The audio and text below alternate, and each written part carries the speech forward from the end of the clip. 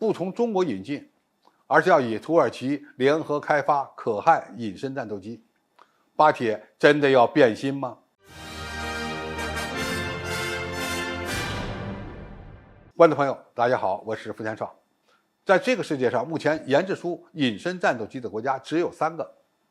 而敢研制的国家却不少，其中就有航空工业实力较差的土耳其。土耳其的国防部副部长塞拉勒·图菲克近日透露，该国自主研制的隐身战斗机可汗即将在今年12月首飞，这可比原计划提前了5年。这位土耳其的国防部副部长还透露说，目前正在和巴基斯坦空军进行谈判，希望能够将巴基斯坦纳入可汗项目。至此，网上出现了不少巴基斯坦看不上中国的歼20，要买土耳其的可汗的声音。这里的重点不是中国会不会卖歼20，而是巴基斯坦有可能变心，将从土耳其采购隐身战斗机。可以说，这样的说法完全是胡扯。因为土耳其国防部副部长有这个意愿是一回事儿，巴基斯坦是否有条件、有意愿参加可汗项目，这是另外一回事儿。为什么说巴基斯坦不可能从土耳其购买隐身战斗机呢？首先，巴基斯坦根本就没有参与研制一款隐身战斗机的经济基础。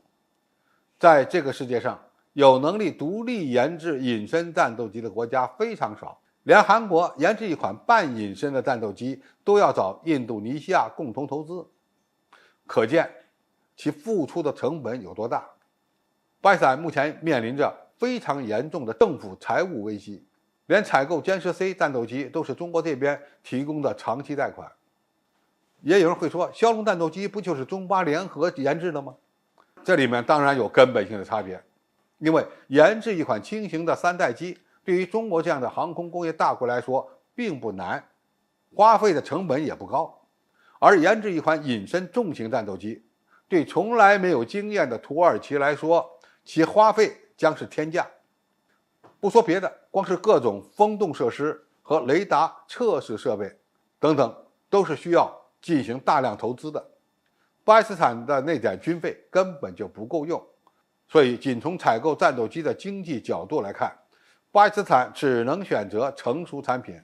或者是共同研制生产低端战斗机。要想获得隐身战斗机，就只有一个选择，那就是从中国购买。理由很简单，那就是中国战机非常便宜，而且呢对巴基斯坦有优惠。第二，土耳其的可汗隐身战斗机项目存在着巨大的技术风险，远非巴基斯坦能够玩得起的。隐身战斗机的技术门槛有多高？不能因为土耳其现在在研制就说不存在。实际上，光是一个内置弹舱，连俄罗斯都不一定玩得好，韩国根本就不会玩，更不要说可汗战斗机在发动机、飞控、机载雷达、电子系统等等几乎所有的核心子系统上，全部都要依赖西方的供应链。以后任何一个环节被卡脖子，那么这个项目都有可能完蛋。所以你制造一个隐身战斗机的壳子容易，但是要让一款合格的隐身战斗机飞上天，并且能够执行作战任务，那可就是千难万难了。美国的航空工业这么强大，还要拉着7、8个国家和它一起开发 F-35，这是因为投资太大。即使如此， F-35生产到现在仍然有几百项缺陷，这可不是开玩笑的事儿。如果研制可汗战斗机失败了，以土耳其目前的经济体量，他还可以拿钱打水漂，而巴基斯坦玩得起吗？第三，巴空军未来只能采购中国的隐身战斗机，这不仅仅是性价比高，主要还是体系作战的结果。前面所说到的还是土耳其研制隐身战斗机的风险，其实巴基斯坦未来只能采购中国的隐身战斗机，就是为了要能够以歼10C 战斗机、枭龙3战斗机、JDK-03 预警机等作战平台联网作战，发挥体系的力量。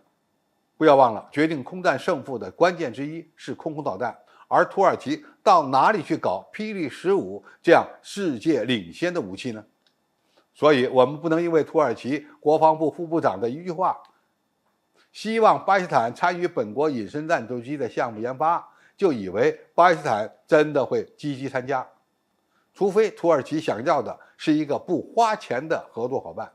否则巴基斯坦未来只能采购中国的隐身战斗机。对此，我们一定要有清醒的认识。